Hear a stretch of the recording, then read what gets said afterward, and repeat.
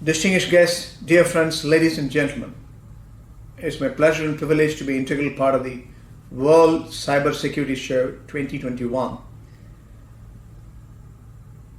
It's an extraordinary moment in terms of the COVID-19 pandemic. We have seen the impact across the globe, the economic impact, social impact, environmental impact, and the human tragedy we have seen. Cybersecurity plays a very important role in terms of strategic business risk. Let's look at objectively and see why. Look at the tragedy in terms of human governance and the risk. The global case in terms of actual numbers, total cases is 183 million. Global death as on date is 3.96 million. Global vaccine doses given total is 3.09 billion. When it comes to fully vaccinated, it's just 854 million as against 6.8 billion population. So a long way to go in terms of fixing it. The human tragedy continues. Meanwhile, there are steps taken across the globe. In terms of economic governance, we have fixed the issue by monetary and fiscal policy, improving the debt servicing capacity, improving the liquidity, ensuring business continuity. That's been the focus. Again, we also made sure we focus on lower interest rate. Across the globe, every technocrats, bankers, politicians wants to make sure this pandemic is not destabilizing the overall governance. Global economies still reeling under pressure. G7 economies stimulated cross-border cycle attack on banks from many respects. We have seen the reflection in terms of global growth is a contraction last year to 3.3%. This year, it's going to be around 6%. When it comes to advanced economies, they're going to do 5.4%. When it comes to emerging economies, developing economies, they might be doing between 6 to 6.5%. Now, World Bank has a different outlook. This is different from what I said a few minutes before on the IMF prediction.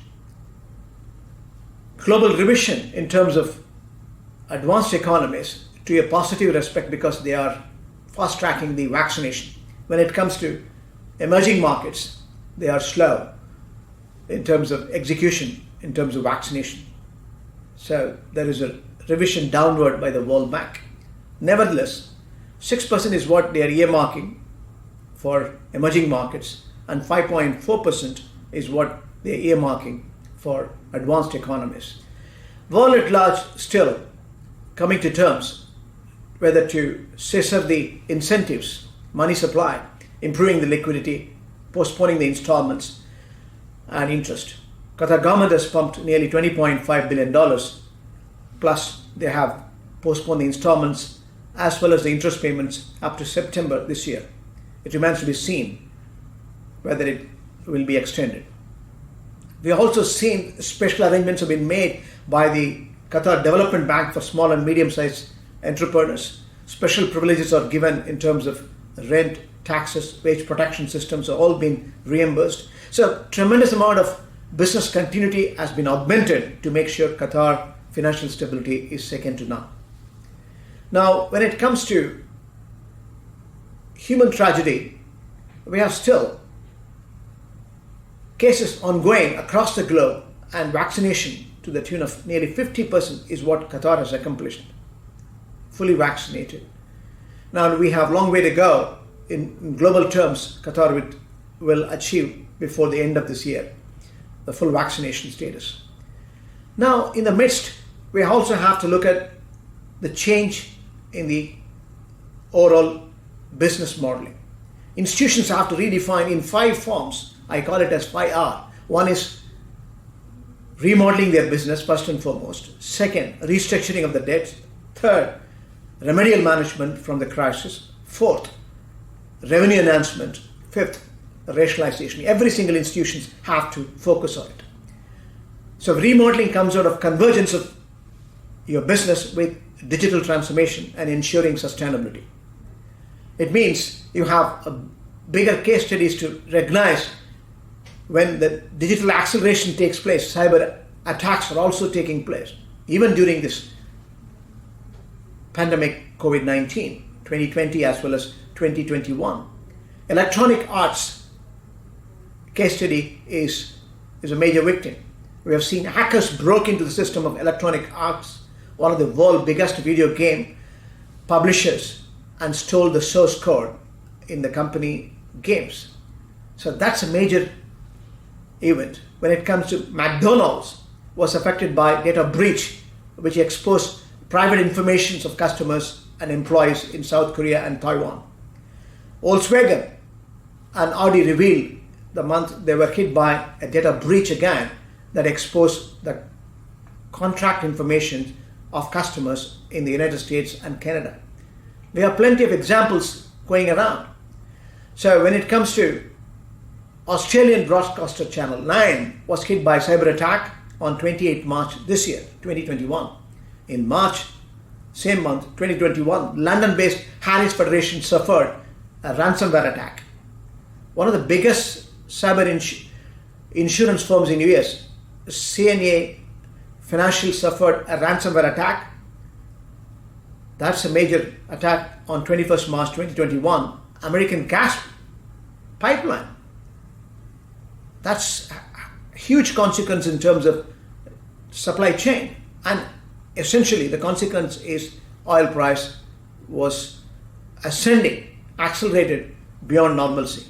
Air India has gone through cyber attack in May 2021. The key message is the above cyber attacks across industries reveal cyber risk is a strategic risk across institutions and industries, and we need to plan better to manage cyber attack. The three key reasons why cyber attacks are taking place. Digital disruption has contributed to cyber risk. We have to recognize this. Internet of Things, which involves connecting various gadgets in the ecosystems, also contribute to cyber risk. We have over 50 billion gadgets. It's not only mobile phone, your shoes, your houseware, name it, home appliances. So all these are interconnected, and you have cyber risk ascending in the process. Some of the tools to fight cyber security there are. We have to understand this. Artificial intelligence can be used to fight the cyber attacks. Big data tools can be used to monitor cyber risk events. To mitigate the strategic risk, that's a business risk, cyber security awareness is vital, and people across the organization should be aware of the cyber security. There are 6 cyber security to consider, which includes data protection, because data is getting monetized. So you need to protect, that's money. Multi-factor authentication, additional layer of security. You have to necessarily make sure you improve the security. Experts, cyber security help and guidance. You need an absolute expertise on this to make sure it's a layman's language to attack, but you have to fix it. Again, you have to map and fix the risk. Endpoint detection, end-to-end, you have to work on it across the network, no matter where they are located. Long-haul remote worker plans, that's a hybrid model now, changing face of the world, social distancing, and again, healthcare, security is important for human beings. So there is an absolute conviction now, world over, this has been a value advantage, but the risk is also more. We have to look at it objectively and fix it. So to address the cyber risk and threat, integrating the cyber security into every phase of the digital transformation process, that's a must. Because it's a strategic risk, it's a business risk. Zero trust mindset is driving, and identity-centric security is the strategy. There needs to be a collaboration between security and risk management, enterprise risk integration, your operational risk, credit risk, market risk, financial risk are all integral part of the cyber strategic business risk. We need to uplift and empower women participation in governance. That's what exactly we are coming to terms. Sustainable Development Goals calls for gender equality, and cyber security has to be partly shared with the women participation in the governance.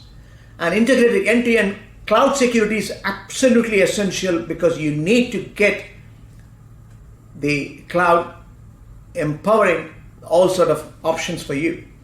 Cybersecurity risk when it comes to banking like us, damage to brand and reputation, and financial intellectual property, and strategic risk for the absolute authenticity of the institutions. So what we need to understand is to comply with the regulatory alignment as a part of strategic business risk. Qatar Central Bank has brought IT security strategy and technology risk circulars over the years. They have been ahead of time, and they have been warning us, which will provide directions to the banks to build their strategy while adopting advanced technologies. The state of Qatar has brought a cyber crime prevention laws, National Information Assurance Policy version 2, data privacy laws, again monitoring bank websites, and alert on probable cyber attacks in the country. Time and again, every institution has been, early warning signals have been given by the Ministry of Interior. And Qatar Central Bank have established Information Security Committee and mandated all the bank's operators in the country to be a member of it. The Ministry of Interior, MOI, has provided great support in fighting cybersecurity criminals through its cyber crimes investigation centers. We have access to the ministries, they forewarn us, they share the case studies. There's a literacy, cyber risk security literacy is going on. That's a great help to the institutions. Let's leverage on it. Let's use these informations. Let's learn from each other. So strengthening the cyber risk mechanism is equally important. It means establishing a robust governance and risk management process, safeguarding the bank's critical information assets and comply data privacy requirements, strengthening the systems and increase the surveillance, security monitoring, enhance the measures to limit the impact, because you need to quickly do a remedial management, recover from the cyber security incident, foster a culture of cybersecurity that provides safe and appropriate use of the cyberspace across the stakeholders, contribute towards strengthening the financial sector resilience at national, regional, and global level. We need to understand this. These dynamics are very, very important for us to see through. It is not only business acceleration to digital convergence. We have tools available, artificial intelligence, again, blockchain, Internet of Things. These are convenient mechanisms for us to transact. The customer gets into convenience, and it's cost effective, and we have e-commerce in sporadic supply. It means your business model is getting reorganized. It's revenue enhancement for cross-selling. We become totally global. At the same time, risk and governance need to be mapped, and cyber risk is a major risk. We have to make sure that's a strategic risk.